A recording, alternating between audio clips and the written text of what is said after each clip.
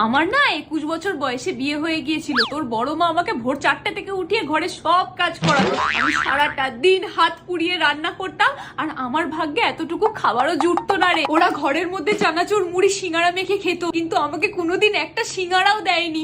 আমি সবসময় মুড়ি দিয়ে জল ভিজিয়ে খেতাম। তোর বাবার যখন চাকরি চলে গেল, আমাকে আর তোর বাবাকে সংসার থেকে আলাদা করে দিল। তোদের দুটো বাচ্চাকে কি করে আমরা মানুষ করেছি সেসব কথা ভাবলে এখনো আমার বুক কাঁপে। ওই রে, কি করছিস সব? আরে দিদি ভাই, কেমন আছো গো? বসো বসো বসো, তোমার তো হাঁটুতে ব্যথা। একটু আগেই মান্তুকে বলছিলাম যে তুমি কি সুন্দর আমাকে ছোট্টবেলা থেকে নিজের হাতে গড়ে পিঠে নিয়েছো, সব বাড়ির কাজকর্ম শিখিয়েছো। হ্যাঁ গো, তোমার পায়ের ব্যথাটা কেমন আছে? এদিকে দাও দেখি, আমি টিপে দিচ্ছি। এই তুমি চা খাবে? কর। আর একটু বড় মুড়ি মাখাই সিঙ্গারা দিয়ে চানাচুর দিয়ে। তুমি খেতে তো কত ভালোবাসো, আমি তো জানি। এই মাত্র যা যা